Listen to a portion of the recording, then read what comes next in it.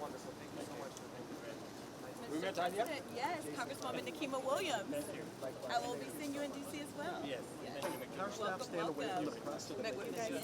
use this. Come to the press can't say anything. Thank you. President, good to see you as always. Thank you. Last shots, please. Okay, if I could have the delegation. Pause again at the end. 15 years. But we haven't gotten our handle on it. This time round, I want to see what I can do. Right this way, Kenya stands as a more confident democracy, thanks in part to President Carter's personal support and the center's institutional contribution. This center is founded on a deep commitment to human rights and alleviation of human suffering. Its impactful work has improved millions of lives worldwide by contributing to conflict resolution, promoting democracy, democratic norms, building an accountable institutions, and supporting disease prevention. The commitment of this center reflects our own values and governance principles, highlighting the common heritage that the United States and Kenya in our strategic partnership of shared objectives centered on human well-being, security, and dignity. The historic events which define the essential character of Kenya and the United States of America as proud, free, and democratic nations, though centuries apart, are very identical. Kenya is as good as the United States. At the height of Kenya's liberation struggle, the US, a global democratic giant, became a natural ally of our freedom fighters. Our independence benefited from the loyal support of celebrated American progressive leaders and iconic civil rights champions.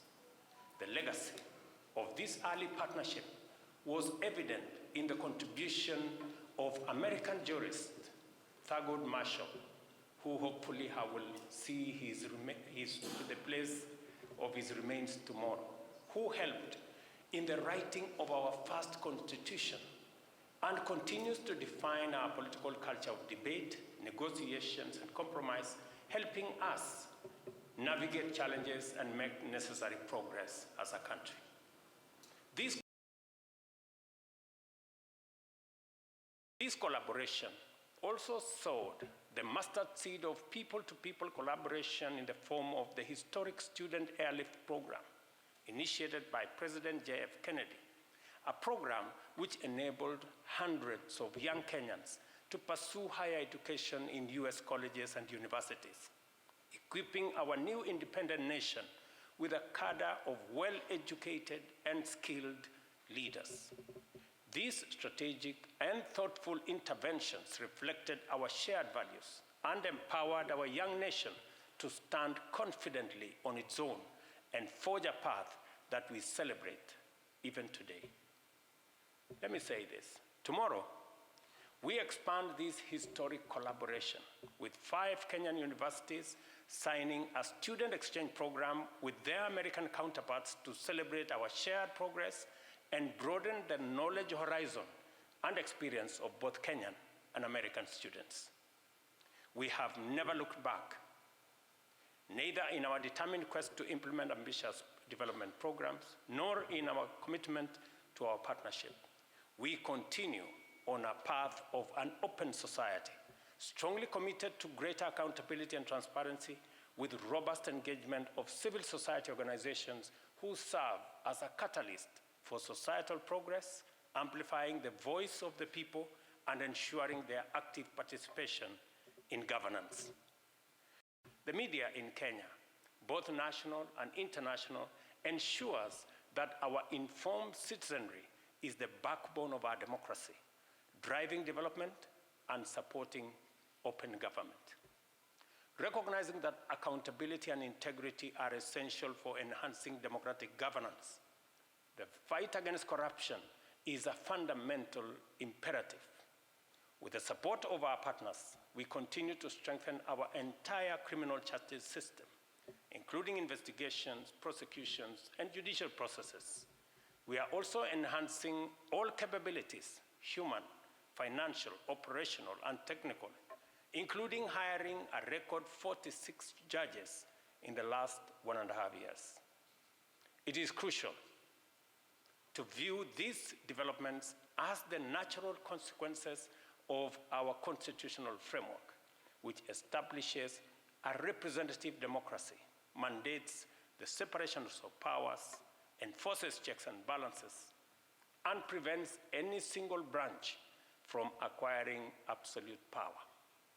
Additionally, it enshrines fundamental rights and freedoms, empowers citizens to actively participate in processes that affect their interests, and safeguards the freedom of expression and assembly.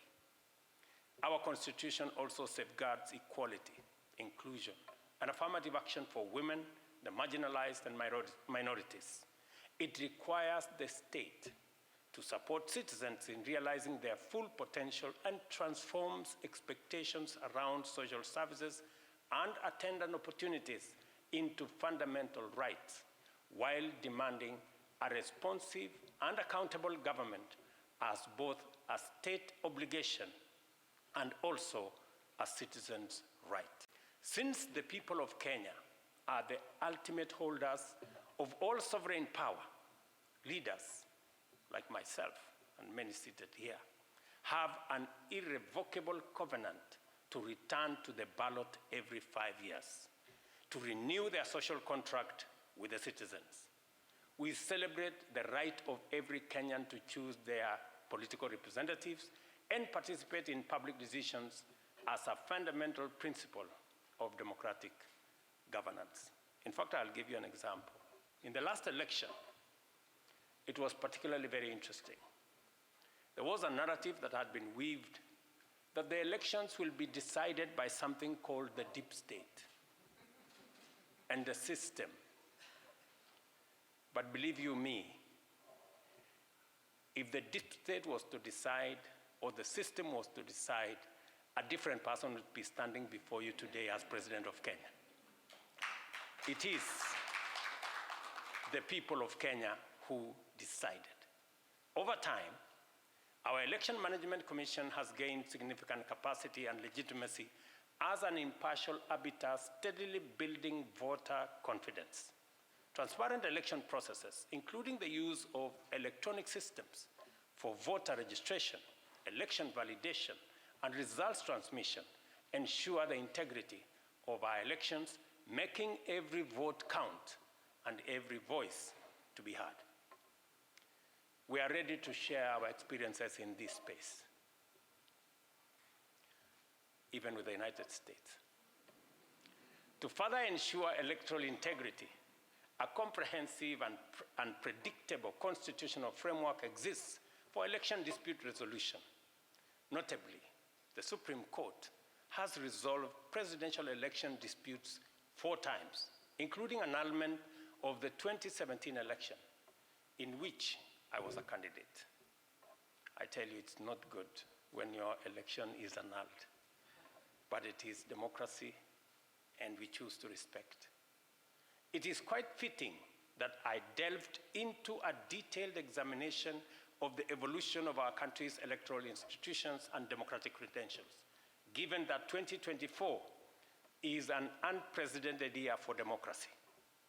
This year, nearly 2 billion voters in 90 countries, including the United States and 18 African nations, will go to the polls.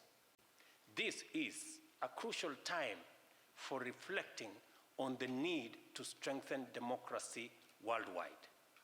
Many countries are in economic and debt distress occasioned by climate change and compounded by an unjust international financial architecture and also an imperfect multilateralism.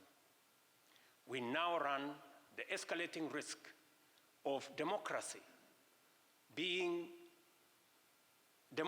and free markets being associated with poverty and suffering, lending credence to the widespread lamentation that democracy is or has been on the retreat in many parts of the world, including Africa. Later this week, I will have the privilege to engage with members of the American Congress, and I'm happy one of them is here, to make a case for many countries in Africa, including Kenya, seeking a just international financial architecture that will afford every developing country concessionary development financing to support our economies, build resilience against the effects of climate change, drive our belief in free market economy, and energize our democratic enterprise.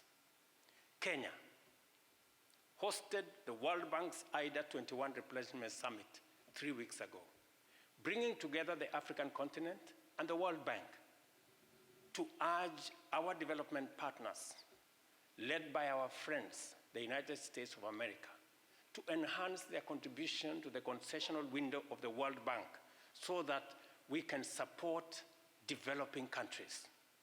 I believe the United States of America has a historic opportunity to lead the free world in dealing with this economic situation and give meaning to democracy and free market economy worldwide, including in Kenya and many other developing countries. As we strengthen our democratic values, we recognize their alignment with shared aspirations of humanity.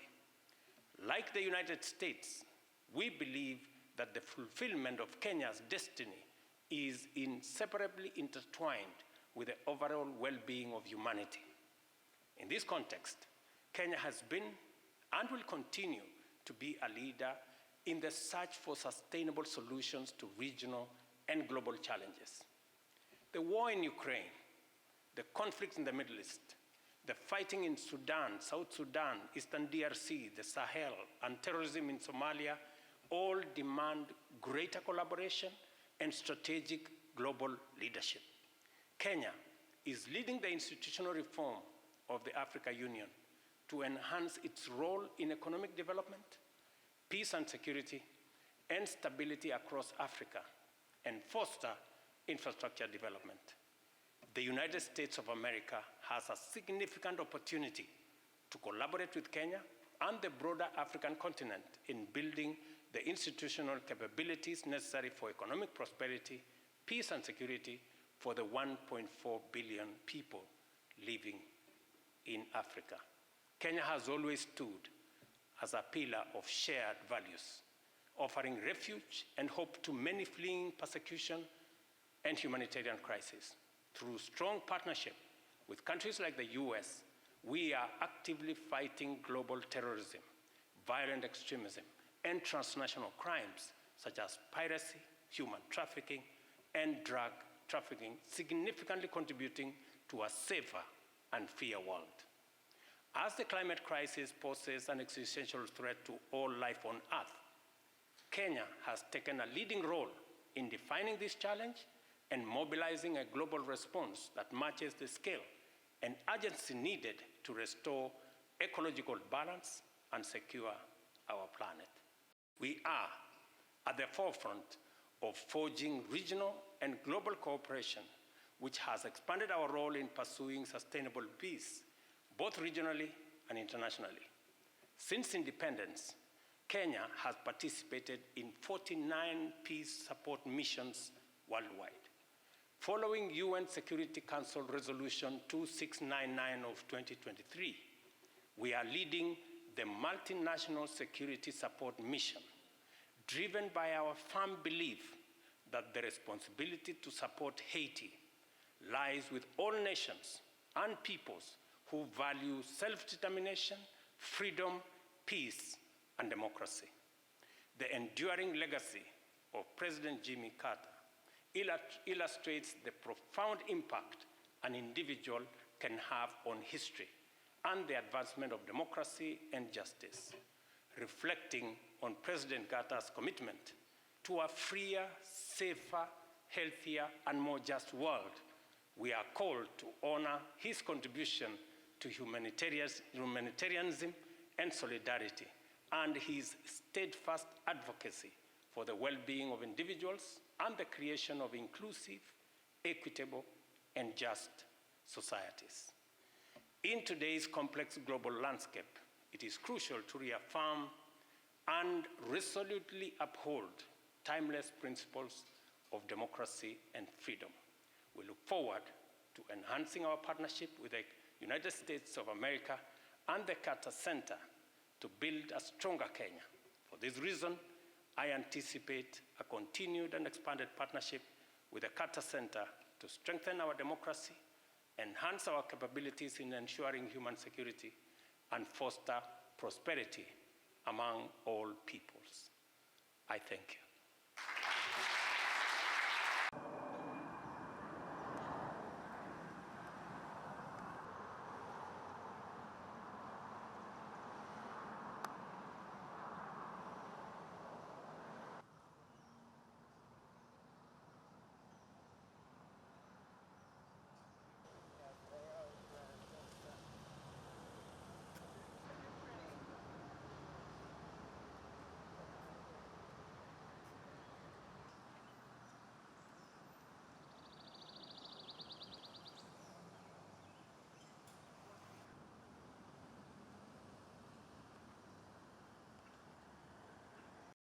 Cherish the legacy of President and Mrs. Carter, and we do it from the beginning to the end.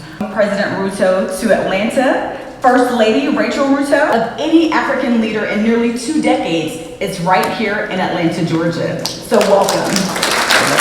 Atlanta influences everything. And make no mistake, we are proud to influence active, resulting in the complete stoppage of guinea worm trade. To support Haiti lies with all nations and people. To the United States, or is it the United States to Kenya, Ambassador Whitman, distinguished guests, ladies. I thank the leadership of this center. Human welfare has made him a respected regional framework, which establishes a representative democracy, mandates. My visit here reminds me of the first state visit by a Kenyan leader.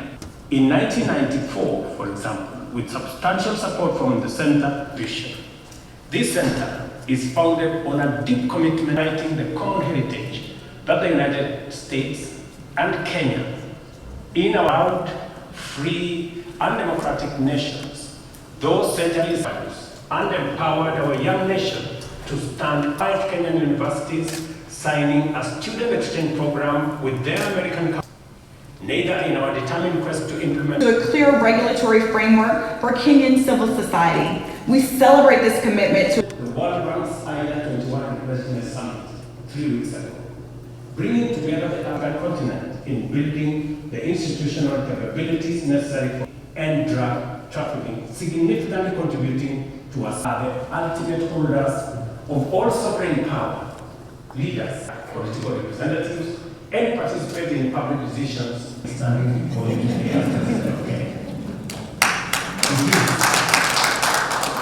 people of Kenya. To further ensure electoral integrity, resolve presidential election disputes 4 times, including annulment of the 22 a detailed examination of the evolution of an unjust international financial architecture, and also to make a case for militaries, human, financial, operational, and technical